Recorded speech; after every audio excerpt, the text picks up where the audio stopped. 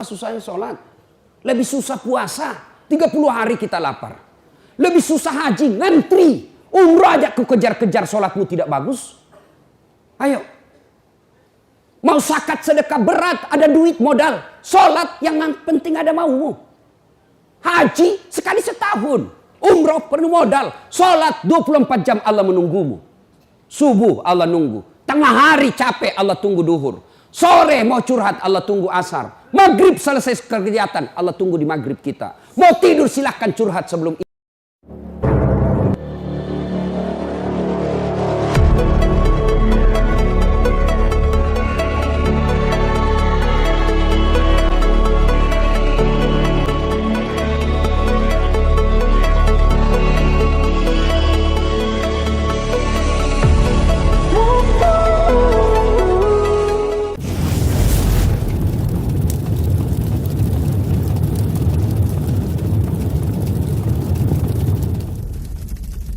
Saudara-saudara sekalian, teristimewa yang kita muliakan dengan semulia-mulianya, tuan-tuan guru kita, para habaib, para alim ulama, ustadz-ustadz pengasuh Majelis Zikir Al-Ihya yang insya Allah dimuliakan dan dirahmati oleh Allah Subhanahu wa Ta'ala. Suatu kali Nabi bertanya kepada sahabat, saudara-saudara sekalian, dalam dirimu ada segumpal darah. Apabila segumpal darah itu baik, maka baiklah seluruh anggota tubuhmu. Tapi apabila segumpal darah itu rusak, maka rusaklah seluruh anggota tubuhmu. Sahabat bertanya, kalau begitu apa gerangan segumpal darah itu ya Rasulullah? Nabi menjelaskan, dialah qalb, hati. Ini berarti bahwa pengendali utama dan pertama baik tidaknya sifat dan akhlak kita tergantung dari hatinya. Kalau hatinya baik, hatinya sehat, tutur katanya enak. Perbuatannya menyenangkan orang. Kelakuannya tidak mengganggu orang lain. Kalau hatinya sehat. Kalau hatinya sakit, tutur katanya tidak enak didengar. Kelakuannya merugikan orang. Perilakunya menjengkelkan orang. Kalau hatinya sudah sakit. Pertanyaan, hati yang ada di sini, ibu-ibu, sedulur-sedulur, bapak ibu sekalian, sehat atau sakit hatinya? Cepat benar mengaku. Ngaku. Sebelum kita ngaku sehat atau sakit, periksa dulu mana penyakit-penyakit hati itu. Harus tahu dulu mana penyakit-penyakit hati. Setelah kita tahu, yuk cross check, nyambungkan, connectingkan. Oh, ini saya nih. Sakit hati saya. Ini tidak. Sehat hati saya. Nah, sekarang perlu kita tahu apa saja jenis-jenis penyakit hati itu. Inilah yang kita bahas pada taklim kita kali ini. Penyakit-penyakit hati dengan harapan pulang majelis hatinya sehat. Amin. Penting ini Pak. Kenapa? Di akhirat tidak ada orang masuk neraka gara-gara penyakit kusta.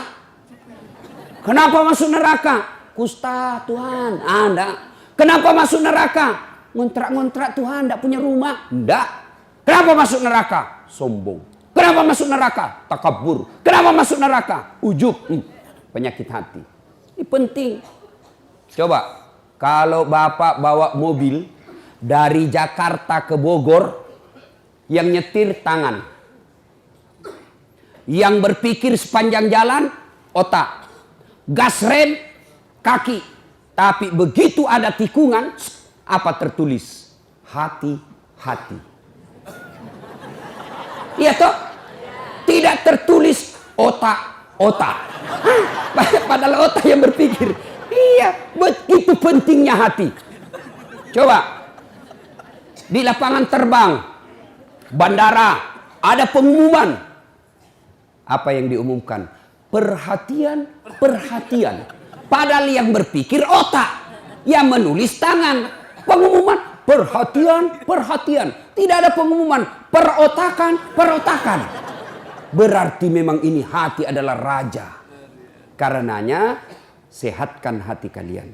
Mari kita lihat dalam kitab Ihya Ulumuddin itu banyak sekali jenis-jenis penyakit hati. Mari kita lihat satu-satu. Mudah-mudahan cukup waktu. Yang pertama, yang paling banyak ini Al-mutakhawilu bis sholah. Menganggap enteng sholat. Mana yang disebut menganggap enteng sholat? Mereka yang sudah tahu sholat 5 waktu wajib, tapi mereka tidak mau melaksanakan. Inilah puncak kehancuran hati manusia. Karena ada orang begitu. Bersinat, takut betul. Ngambil sandalnya orang, takut sekali. Tidak puasa, takut dosa. Ramadan 30 hari puasa, tapi tidak sholat. Kan ada yang begitu. Takut dia ngambil nasinya orang. Takut dia ganggu istrinya orang. Tapi begitu tiba waktu sholat, dia merasa tidak berdosa. Kan ada perasaan begitu. Lewat sholatnya 5 waktu. Sehari dia tidak sholat. Merasa tidak punya dosa. Inilah puncak hancurnya hati kalian. Ada yang begitu kan? Setengah mati cari duit. Dari pagi cari duit. Sampai malam cari duit. Tapi lupa sholat. Inilah yang selalu saya istilahkan. Kerja, cari duit. Begitu dia lapar, beli nasi bungkus. Sayangnya setelah ada nasi bungkusnya, nasinya dia buang, bungkusnya dia makan. Ini orang Bugis bilang beleng-beleng. Tahu beleng-beleng? Dongo. Tahu dongo? Beleng-beleng. Tahu beleng-beleng? Dongo. Tahu dongo? Reku Guring bilang dungu. Itu larang dungu. Asli sedugu-dugunya. Masa beli nasi bungkus, nasinya dia buang, nasi bungkusnya dia makan? Inilah orang yang setengah mati cari nafkah. Berpolitik siang malam. Berusaha siang malam. Ngajar siang malam. Cari harta siang malam. Lupa sholat. Beleng-beleng. Dungu. Apa sebab orang biasa tidak sholat? Mohon maaf. Punten, punten. Ibu-ibu paling banyak tidak sholat kalau ada pesta pengantin. Gara-gara apa? Make up. Mukanya dikira tembok. Kuning, coklat, abu-abu, biru. Oh, beleng-beleng. Itu biasa saya kasihan lihat itu ibu kalau ada pengantin. Mukanya betul-betul kayak tembok. Serba palsu. Alisnya tebal, palsu. Bulu matanya panjang, palsu. Pantatnya gabus. Semua palsu. Malah ada lagi lebih gila lagi saya lihat. Dia kasih lebih alisnya. Saya bilang kenapa dikasih lebih? Dia bilang seperti artis Korea. Artis Korea baru di Bogor tinggal. Coba sudahlah. Apa dilarang berdandan? Ya silahkan. Selama ibu berdandan supaya suami bangga di samping ibu. Itu ibadah. Tapi kalau ibu dandan, gara-gara dandan tidak sholat, beleng-beleng. Coba. Nah sekarang gimana solusinya Ustaz? Nah, ibu wudhu dulu. Sudah wudhu, dandan. Sudah dandan, tahan kentut. Biar sudah wudhu, kentut batal. Nggak habis kok Ustaz, sedikit aja keluar. Biar sedikit, batal. Coba. 2. Yang menyebabkan ibu-ibu banyak tidak sholat kalau ada pengantin. Apa? Jilbab. Saya ini sudah keliling-keliling ceramah. Sampai ke Malaysia, Timur Tengah, Brunei, Filipina Selatan. Ini hanya di Indonesia yang ibu-ibunya susah jilbabnya. Jilbab sakaratil maut. Masya Allah. Itu ada talinya tuh 2 meter. Dia ikat dulu. Dia ikat di lehernya. 2 meter dikasih kembang. 17 pentulnya. Ada kayak batang pohon di belakang. Sudah, tidak bisa lah dia goyang lehernya. Sudah diikat. Coba, ayo, pakai lagi jilbabnya yang sempit, celana roknya sempit. Suaminya bilang, cepat-cepat, buru-buru kita ketinggalan. Tunggu sedikit Pak. Ini namanya beleng-beleng. Tiba waktu sholat. Hayya 'alas shalah. Suaminya bilang, bu, baru aja kau pulang umroh. Itu baru 2 bulan yang lalu kau pulang umroh. Ini sudah mau asar kau belum sholat duhur. Sana pi sholat. Apa kata istrinya? Sadar kau Pak. Saya sadar, saya suruh kau sholat. Kau ndak lihat ini jilbabku. 2 jam makainya ini. Beleng-beleng. Sudah ya. Bu, yang paling banyak perempuan ndak sholat kalau ada pesta. Ini kalau laki-laki kapan banyak ndak sholat? Ada Piala Champion. Subuh ndak sholat subuh. Gara-gara sepak bola. Begitu nonton dari jam 2, seri adu penalti. Bersamaan azan subuh. Pilih mana Pak? Bapak pilih mana? Pergi sholat, ketinggalan gol. Nonton, ketinggalan sholat. Akhirnya apa? Diambil sajadahnya, sholat depan televisi. Ini lebih belen-belen. Ayo. Demi Allah. Apa alasan orang biasa tidak sholat? Ustaz, saya kaya Ustaz. Dia kaya aja dia tidak sholat. Ada yang kalah kayanya Nabi Sulaiman? Ada yang kaya Nabi Sulaiman? Nabi Sulaiman itu pekarangan rumahnya emas. Ada di sini pekarangan rumahnya emas. Paling kalau orang Bugis, kalau paling kaya giginya dikasih emas. Coba. Dia cakep Ustaz. Ada yang kalah Nabi Yusuf? Ayo. Itu cakepnya Nabi Yusuf. Bayangkan cakepnya itu manusia. Ibu-ibu disuruh ngiris-ngiris bawang. Suruh lewat Nabi Yusuf seperti Pragawati. Yang kalau di atas apa itu? Catwalk. Lewat Nabi Yusuf. Ini ibu-ibu. Masya Allah. Ini bukan manusia ini. Cakep betul. Tidak sadar. Dia iris tangannya. Dia tidak rasa begitu terpesonanya dengan mukanya Nabi Yusuf. Segagah-gagahnya Ustadz Das'ad. Jangankan ngiris bawang. Kentut aja hilang perhatian. Coba. Gagahnya Nabi Yusuf. Tapi tetap taat beribadah kepada Allah. Saya kuat Ustadz. Binaragawan. Ada kala Nabi Musa. Nabi Musa itu Bu. Kalau dia kunci badannya. Tembus itu bulu-bulu di bajunya. Kalau dia kunci badan. Terlempar songkoknya. Kalau dia tinju orang. Belum sampai tinjunya sudah jatuh itu musuhnya. Ini orang Bugis bilang karate do. Karate campur doti. Doti itu magic. Coba. Hebat. Saya cerdas Ustaz. Ada yang kalah cerdasnya Nabi Nuh. Sampai detik ini tidak ada orang arsitek bikin perahu di atas gunung. Semua mereka bikin perahu di pesisir pantai. Nuh alaihissalam di atas gunung bikin perahu. Cerdas, tidak sombong. Tetap sujud beribadah kepada Allah. Apa lagi? Ada apa? Apa alasanmu lagi? Tinggi pangkatnya Ustaz. Ada yang kalah pangkatnya Rasulullah Muhammad SAW. Beliau adalah penghulu para nabi.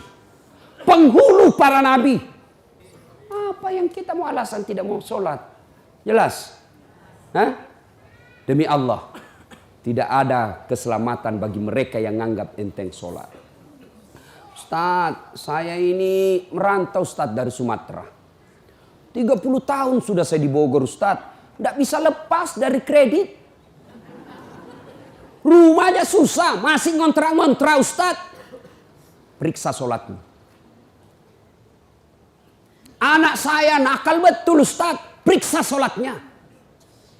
Saya sholat Ustaz. Betul kamu sholat. Tapi tidak ikhlas. Asar lagi. Barusan duhur. Kok tidak ikhlas bos? Ayo.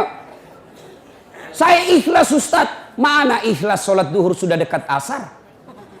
Ikhlas kan namanya itu. Ayo. Mana ikhlas sholat asar sudah dekat maghrib. 1 kali wudhu itu sudah sholat asarnya. Itu juga maghribnya. Mana? Maka kalau hidup kita susah. Jangan cari kambing hitam. Lebih periksa sholatnya.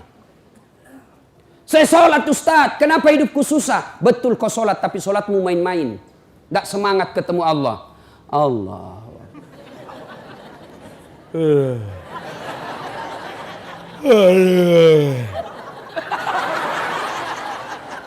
Siratal.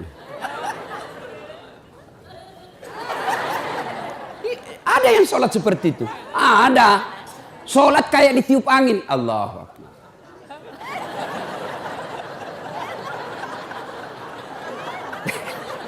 Siapa ajar kau sholat begitu? Ada juga sholat yang terlalu semangat. Allahu Akbar.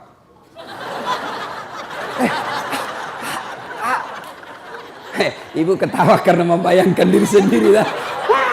Makanya kalau ada masalah dalam hidup, ayo pertama Pertama yang harus kita selesaikan, sempurnakan sholatmu, bos. Saya sholat, Ustadz. Betul, ibu sholat. Tapi ibu yang pakai baju sholat sudah 3 hari tidak dicuci. Ketemu Allah pakai daster. Tinggi sebelah lagi. CD-nya 2 hari tidak dicuci dipakai. Begitu sholat gatal semua. Siapa ngajar sholat seperti itu? Nah, ayo ya, mulai hari ini koreksi sholatnya, Bu. Ibu saya di kampung itu 14 anaknya, Bu. Tidak ada sekolah. Bahasa Indonesia tidak lancar. Tapi yang membuat saya kagum, kalau mau sholat, dia ganti bajunya. Saya aja belum mampu seperti itu. Itu di ruang tiurnya, dia gantung kudung dengan bajunya, dengan ada yang pembungkus kepalanya. Setiap beliau mau sholat, pasti dia ganti baju. Masya Allah. Selalu ini yang membuat ibu saya doanya makbul. 14 anaknya.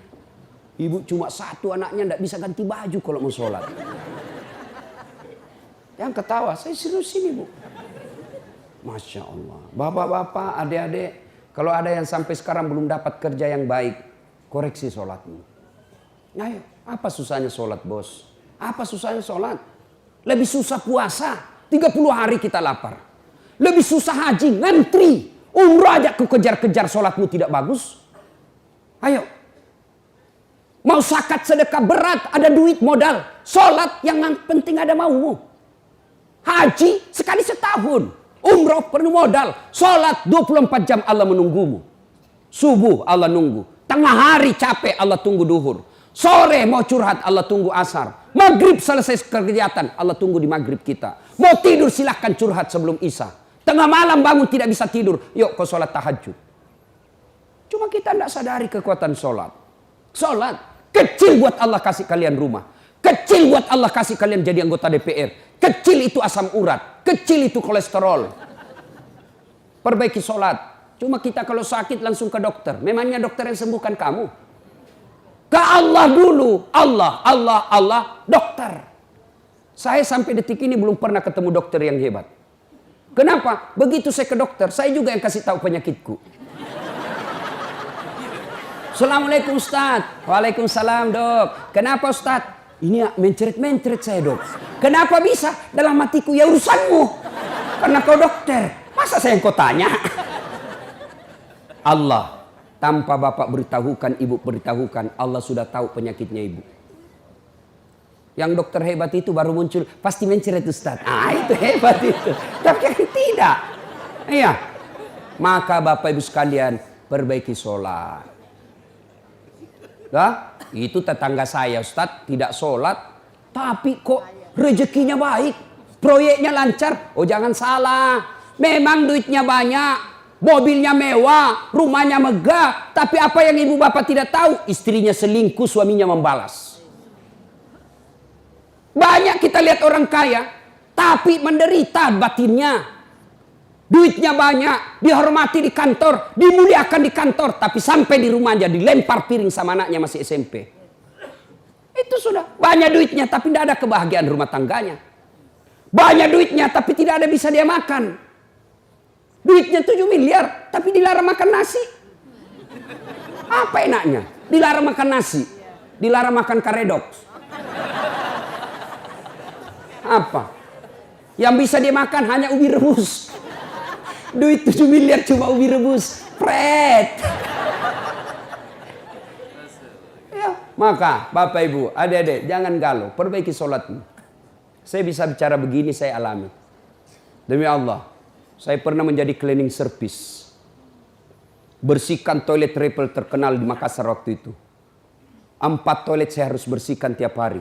Saya bilang sama koordinator kebersihan, tidak usah gaji saya. Kasih masuk namaku undian umroh kalau ada gratis. Sampai tutup itu kantor, tidak dapat. Saya pernah menjadi loper koran. Loper koran. Selesai salat subuh saya bawa naik sepeda itu langganan harian Fajar di Makassar. Hilang lagi sepeda BMX ku. Tak tahu sampai sekarang saya belum dapat siapa yang curi. Yang ngajar itu kalau saya dapat itu saya lapor di KPK. Masya Allah. Hai, saya sering jalan kaki pergi sekolah. Saya pernah dihina kawan saya waktu kuliah. Keluar dari ruangan kuliah. Dia tunjuki saya, Dasat, tidak malu-malu kau, cakar semua bajumu. Cakar itu rombengan. Tahu, baju bekas yang dari Eropa dijual 100.000 kalau di Matahari 100.000 satu. Ini 10.000 4 masih ditawar. Coba bayangkan. Saya tidak marah.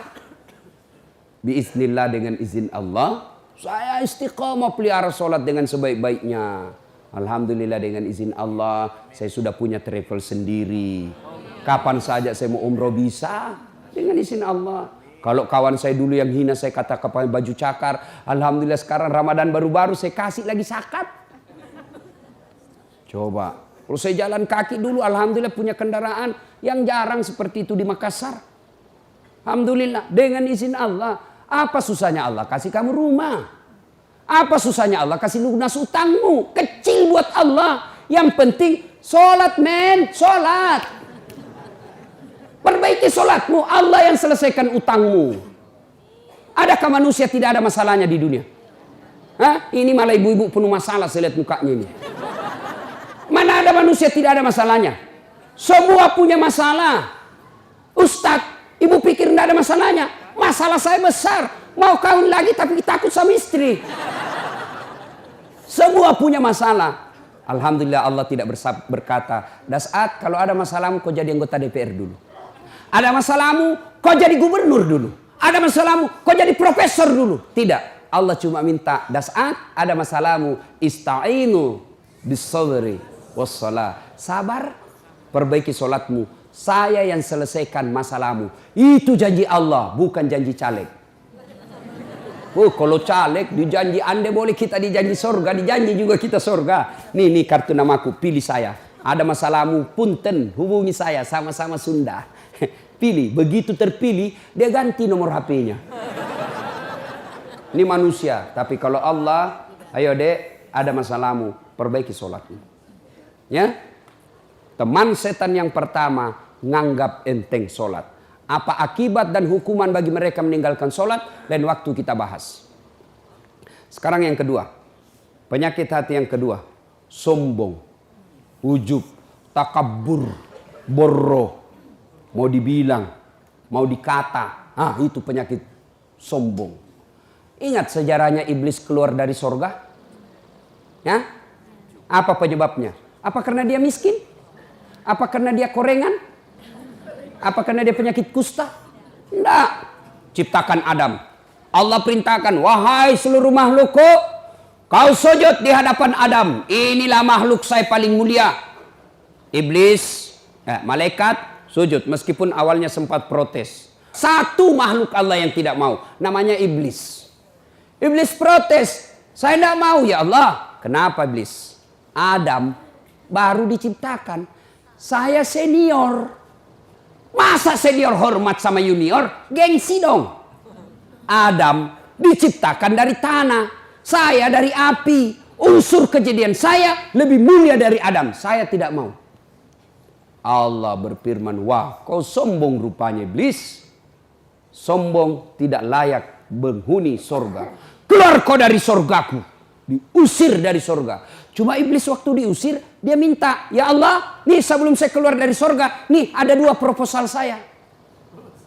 Permohonan saya. Satu, berikan saya umur yang panjang. Oke, kata Allah, kau tidak akan mati sampai hari kiamat. Kata iblis itu beranak pinak. Andai kita ketemu sama dunia, Pak, ini ada banyak di sini kita, Pak. Cuma karena dunia kita beda, maka tidak ketemu. Tapi di sini dia lihat kita ini, Pak. Oh ini nih sasaran saya nanti nih.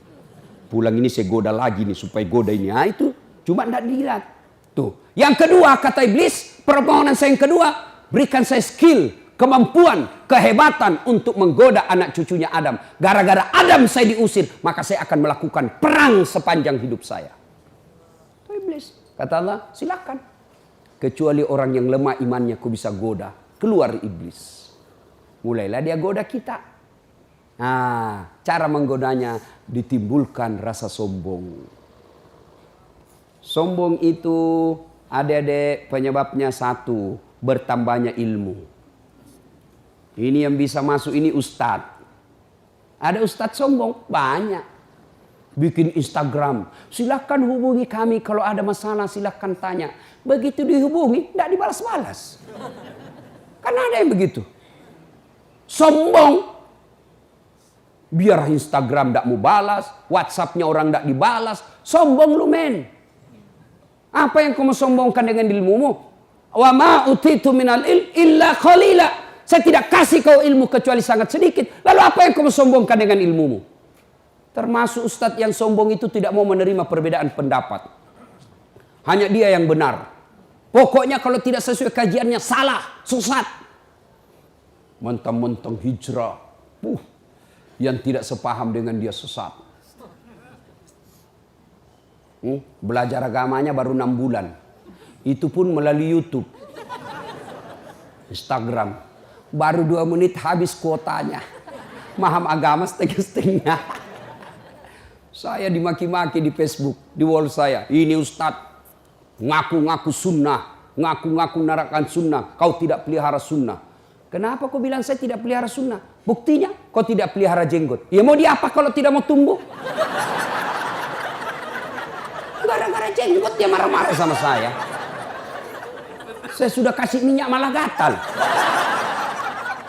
Dia bilang istri saya, bau betul itu kau punya mulut. Bukan mulut minyaknya.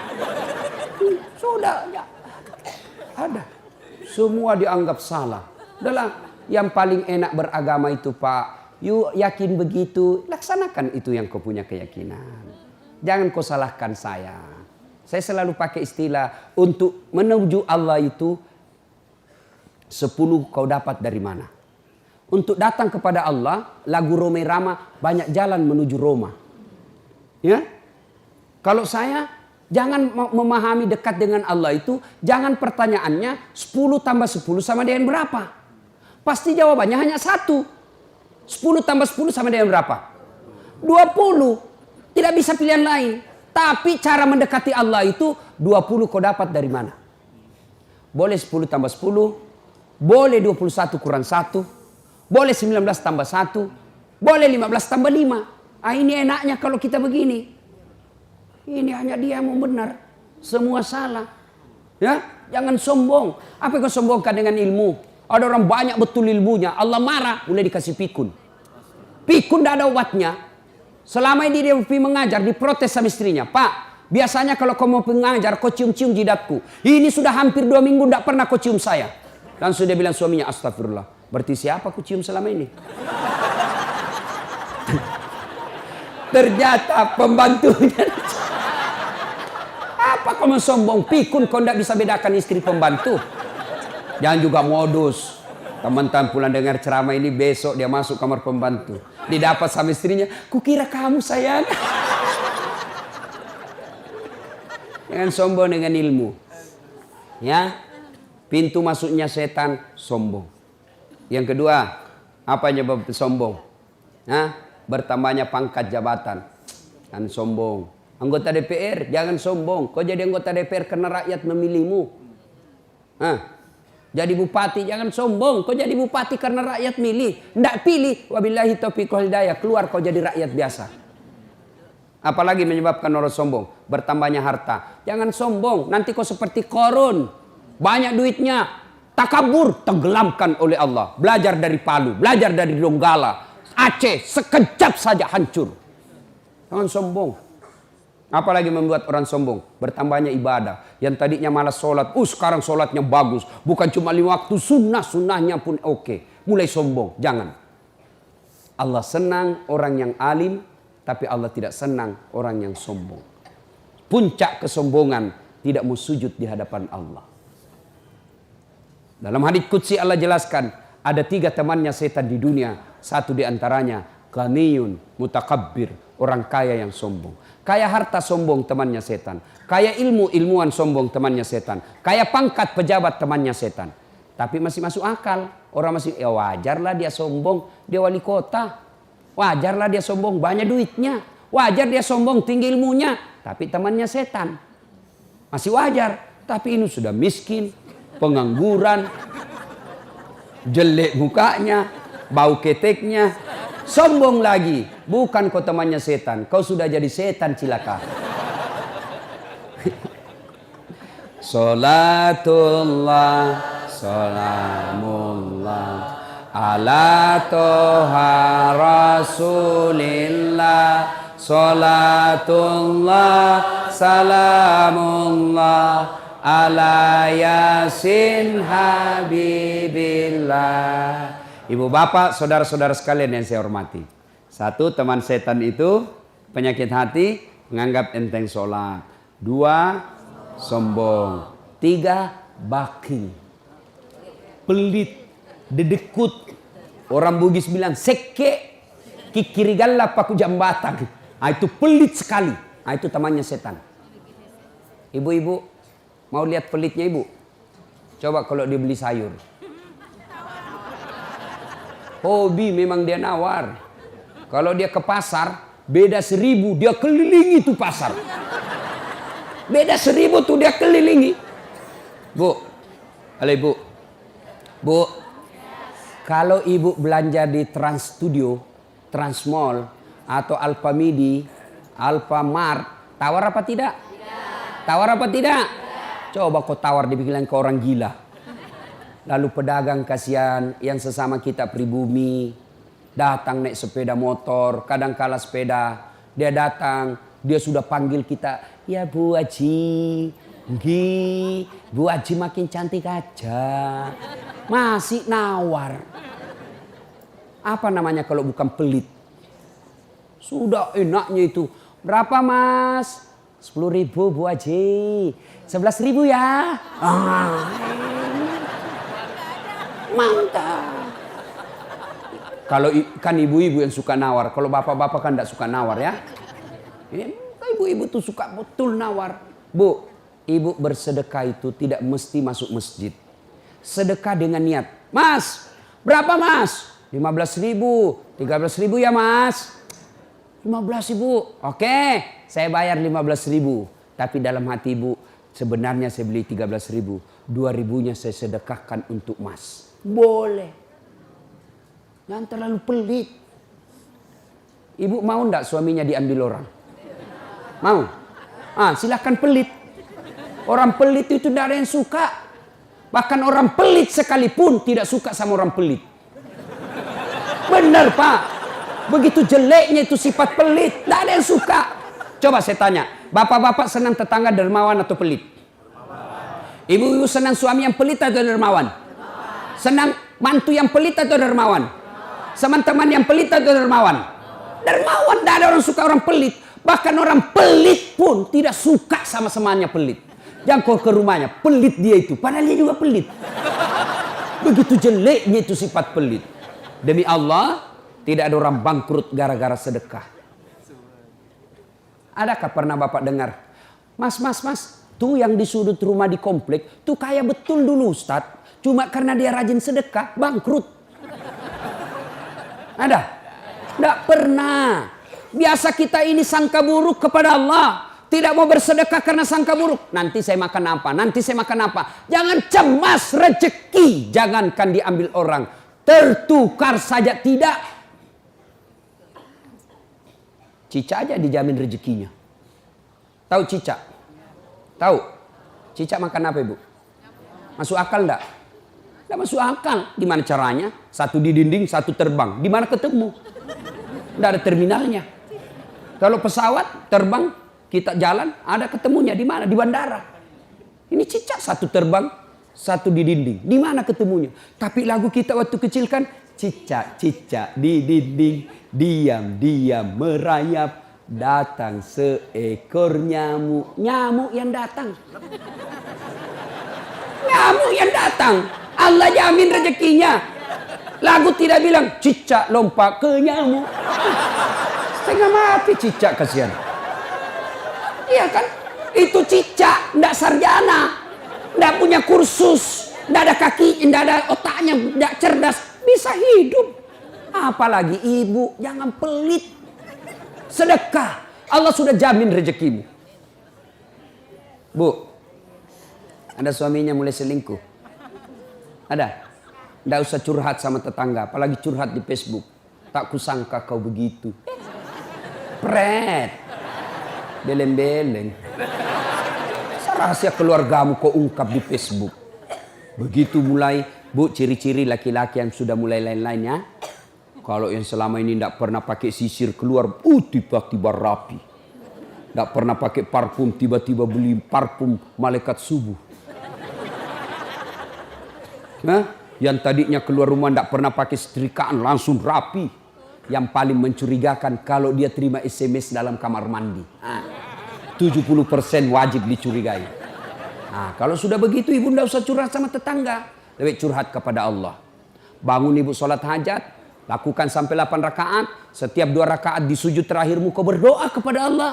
Ya Allah, engkau yang membolak-balikkan rasa cinta dalam hati suamiku. Tidak mungkin aku bisa mengendalikan cintanya.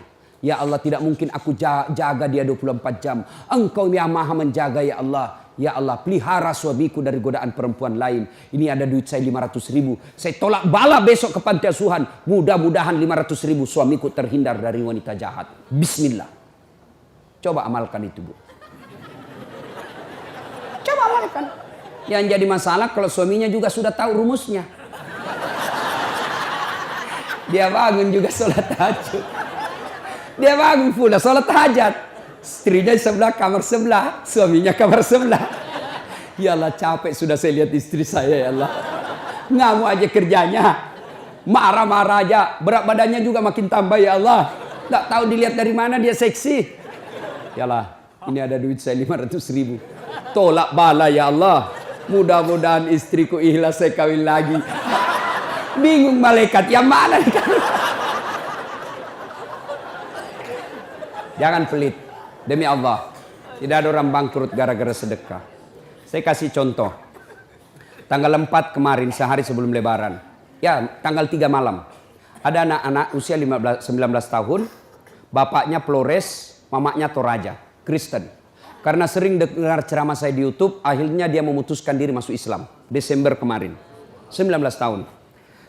Tanggal 3 malam, dia DM ke saya di Instagram. Ustadz, saya ini dicerita cara mualafnya. Kemudian besok sudah mau lebaran, saya belum punya baju baru Ustadz. Saya lihat Ustadz ini bagus-bagus bajunya. Di mana belinya Ustadz? Saya bilang sebenarnya baju saya tidak dibeli, bikin sendiri. Tapi yang lebih sebenarnya lagi bukan baju yang bagus, saya yang gagah. Ya, sudahlah. Saya butuh baju lebaran. Saya bilang, kau datanglah ke rumah saya. Saya sediakan kau pilih bajuku yang kau suka. Dia pakai tongkat turun dari taksi. Wih, kasihan saya. Kenapa kakimu, Dek? Ternyata diamputasi kakinya. Dia singgah sholat asar ditabrak mobil. Saya bilang berat betul hidupnya ini anak. Diusir dari orang tuanya, Pak. Diusir, sekarang tinggal di masjid. Tidak disetujui, hanya dia sendiri masuk Islam. Diusir. Bilang, kenapa kakimu? Saya cerita. Sedih saya. Sempat berkaca. Jangan sedih Ustaz. Ini tidak ada artinya nih kaki ketimbang iman saya kepada Allah. Luar biasa, 19 tahun. Saya ambil baju saya yang paling bagus. Kau pilih ini Dek, mana kau suka? Bener diambil yang paling bagus. Sempat juga saya nyesal. Sudah, karena saya buru-buru ke bandara. Saya mau pergi khotbah. Ya, ini Dek, kau ambil 1 juta. Sudah, baliklah dia, naik Grab lagi. Sudah, perjalanan saya ke bandara masuk WhatsApp. Ustadz, berapa nomor rekeningnya? Kirimlah nomor rekening. Masih di atas mobil, masuk. Masuk, berapa transferan masuk? 30 juta. Tadi keluar 1 juta. Tidak cukup sampai situ. Allah balas lebih banyak. Sampai di airport, bandara, depan pintu 7 nunggu saya keberangkatan. Tiba-tiba ada ibu-ibu lari. Bawa amplop. Ustadz, tunggu dulu Ustadz. Apa? Ini dalam hatiku. Ada apa lagi? Padahal cepat sudah. Ini ada ternyata ada fans saya, dia lihat saya di bandara, dia mau kasih, tapi cepat buru-buru mau masuk bandara. Dikasih saya melalui itu ibu, nih ada Ustadz titipan dari ini. Oke, saya buka, berapa isinya? 10 juta. Sudah 40 itu kan gantinya. Berapa Allah ganti? 75. 1 juta Allah ganti 75 juta. Kenapa ibu miskin? Karena ibu malas bersedekah. Selalu berkeyakinan saya miskin. Maka Allah ana inda sanni abdibi. Saya tergantung sangkanya hambaku. Kalau kau sangka tidak mampu, maka kau kasih tidak mampu. Sedekah ibu. Allah tidak lihat 1 jutanya. Allah tidak lihat 100.000-nya. Yang Allah mau nilai, kamu sedekah enggak satu hari ini? Jangan pernah lewatkan maghrib tanpa sedekah di hari itu. Coba amalkan. Coba. Kenapa kita tidak bisa umroh? Karena selalu yakin saya tidak mampu. Maka Allah ya sudah, kau yakin tidak mampu. Sedekah. Pulang ini kau sedekah sama tetanggamu. Cari orang miskin. Cari janda-janda tua. Tidak usah janda muda. Banyak yang bisa selamatkan. Jelas? Salatullah, salamullah, ala toha rasulillah. Salatullah, salamullah, ala yasin habibillah. Nah, sudah banyak sebenarnya penyakit hati, tapi waktu yang terbatas. Saya cuma bilang waktu yang terbatas. Saya ada acara di Bandung, Ibu, jam 10. Saya ini orang kampung. Saya tidak tahu Bogor ke Bandung jauh. Saya pikirnya 1 jam. Inilah kalau kita pakai pulsa lokal. Saya orang kampung, tidak tahu saya. Oh ternyata jauh. Nah saya harus segera selesaikan. Insya Allah kalau panitia ngundang saya lagi ke sini, saya datang lagi. Insya Allah ya. Nah, ini penyakit hati. Sekarang gimana cara mengobatinya?